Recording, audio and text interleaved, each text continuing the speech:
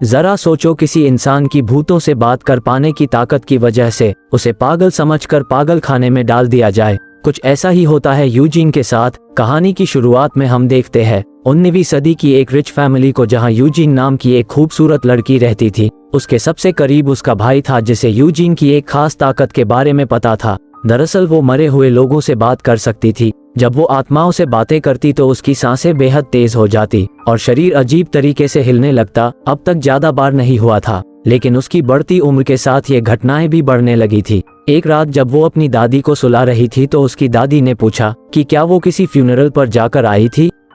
तो यूजीन बोली, हाँ दादी, बहुत मजा आया, वहां पर न बहुत सारे लोग थे। दादी यूजीन की इस अजीब सी बात को सुनकर भौचक्की रह गई। अपने कमरे में लौटते हुए यूजीन को हॉल से कुछ फूसफुसाहट की आवाज सुनाई दी। जब उसने देखा तो उसका भाई किसी और आदमी के साथ प्यार भरे पल गुजार रहा था। उसे देखकर वो हंस पड़ी और अपने कमरे में लौट आई। अगले दिन वो इसके घोड़ा गाड़ी में बैठ गई और बाजार जाने की जिद करने लगी। हालांकि यूजीन को बाहर जाने की इजाजत नहीं थी, लेकिन अब वो जानती थी कि उसका भाई आदमी होकर आदमी से प्यार करता है, तो वो उसे ब्लैकमेल करके उसके साथ चली गई। उसने यूजीन को बाजार में छोड़ दिया, जहां वो अकेले गलियों में घूमने लगी। उसके बाद वो एक कैफे में बैठ गई, जहां उसका ध्यान एक आदमी पर गया जो आत्माओं से बातें करने के बारे में एक किताब पढ़ रहा था। वो आदमी उसके पास आके उसके साथ फ्लर्ट करने लगा और यूजीन भी उसकी बातों पर हंसने लगी। उसने उस आदमी से किताब के बारे में पूछा तो उसने ये किताब यूजीन को पढ़ने के लिए दे दी और कहा कि पढ़ने के बाद लौटा देना। रात को यूजीन ने वो किताब पढ़ी तो उसे वो बहुत दिलचस्प लगी।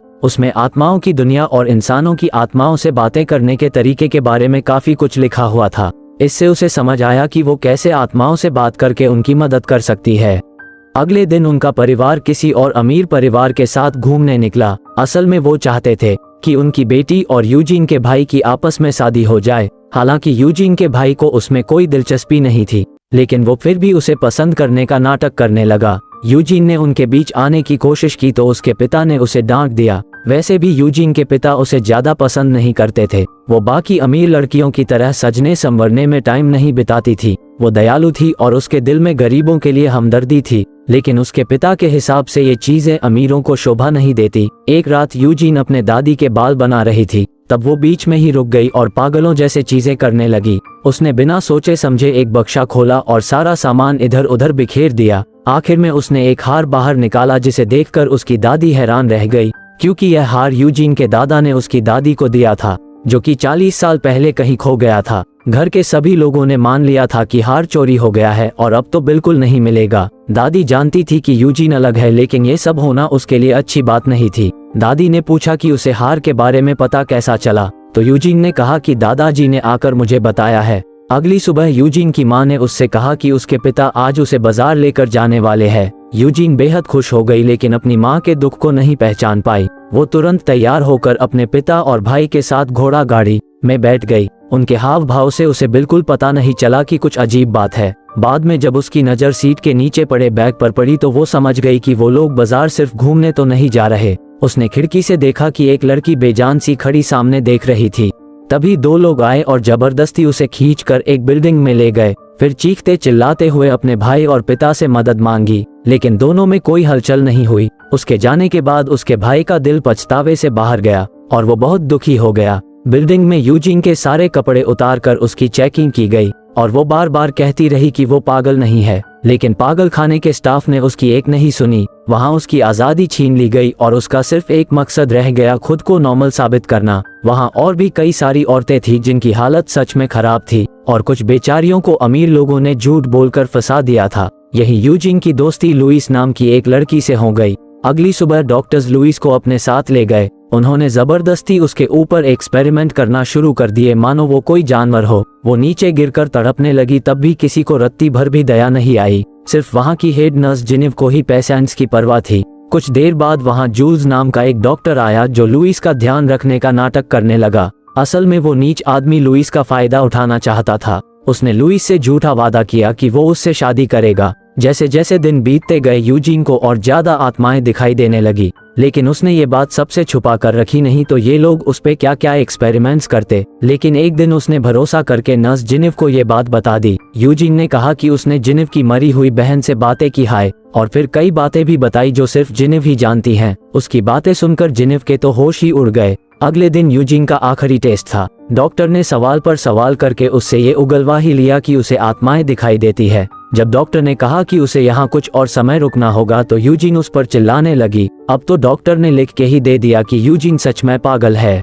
पागल खाने में ऐसे लोगों को बर्फ में रखा जाता था ताकि उनका शरीर सुन्न पड़ जाए, जिसकी वजह से अब तक काफी औरतें मर चुकी थी। यूजीन ने बचने के लिए काफी हाथ पैर मारे, लेकिन उसे जबरदस्ती बर्फ के डिब्बे में बंद कर दिया गया। वो कुछ देर तक गिड़गिड़ाते रही कि उसे बाहर निकाल लिया जाए, लेकिन फिर उसे एहसास हो गया कि उसकी कोई नहीं सुनने वाला। जब शाम को जिनेव घर लौट रही थी तब उसे लगा कि कोई उसका पीछा कर रहा है। ये दरअसल यूजीन का भाई था जो उसका हाल जानना चाहता था, लेकिन जिनेव ने उसे कुछ नहीं बताया। जाने से पहले वो उसे आत्माओं वाली किताब दे गया जो यूजीन पढ़ रही थी, लेकिन जिनेव खुद ही वो किताब पढ़ने लगी। वो इन सब चीजों से ज्यादा साइंस में विश्वास रखती थी, लेकिन उसने एक ही रात में सारी किताब पढ़ डाली। अब उसे लगा कि शायद यूजीन सच बोल रही है। उधर यूजीन को आखिरकार बर्फ से निकाला गया और वो लुइस को गले लगाकर सोने की कोशिश करने लगी। अगले दिन जिनेव ने उसे बुलाकर कहा कि वो अपनी बहन से बातें करना चाहती है। इसके बदले वो यूजीन को उसके भाई से मिलने देगी, लेकिन यूजीन के लिए ये काफी नहीं था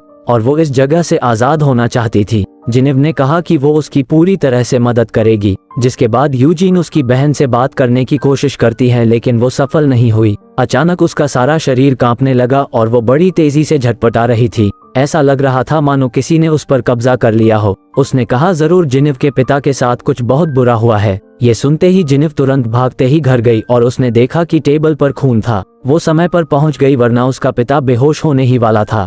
इसके बाद 1 महीना ऐसे ही बीता। यूजीन को हर रोज बर्फ में रखा जाता और वो डॉक्टर्स को लड़कियों का गलत इस्तेमाल करते देखती। एक पेशेंट को तो दवाइयों की वजह से दौरे पड़ने लगे थे। डॉक्टर्स को तो कोई पछतावा नहीं हुआ कि उनकी लापरवाही की वजह से उनकी ये हालत हुई है। दया तो दूर की बात है, वो डॉक्टर्स उस पर हंसने लगे। उतने में यूजीन ने उन्हें खरी खोटी सुनाई और उनके खिलाफ बोलने लगी। फिर उन्होंने उसे जेनी नाम की एक नर्स के पास छोड़ दिया। वो भी उन पेशेंट्स को खिलौना समझती थी। उसे एक कमरे में रखा गया जिसमें सिर्फ एक खिड़की थी जो पूरा दिन बंद रहती थी। वहां उसे कई आत्माओं की आवाजें सुनाई देती थी जो इसी कमरे में मर गई थी। यूजीन रो रो कर ये कहती रही कि उसे कहीं और भेज दे, लेकिन जेनी पर उसका कोई असर नहीं पड़ा। जेनी सिर्फ 1 मिनट के लिए रोशनी अंदर आने देती, फिर खिड़की बंद कर देती। यूजीन ने खाना और सोना सब छोड़ दिया। धीरे धीरे उसकी हालत बिगड़ने लगी। एक दिन जेनी वहां आकर उसका मजाक उड़ाने लगी। अचानक यूजीन को दिखाई दिया कि जेनी की माँ भी इसी कमरे में मरी थी, क्योंकि उसने झूठ बोलकर अपनी माँ को भी यही फंसा दिया था।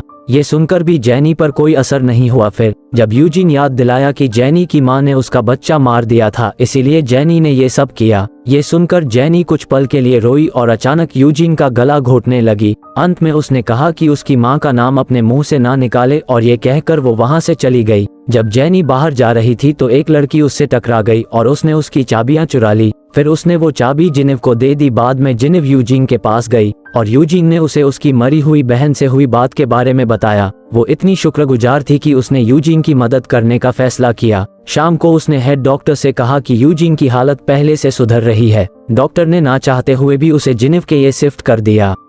यूजीन ने देखा कि डॉक्टरों की हरकतों की वजह से लुइस व्हीलचेयर पर आ गई थी।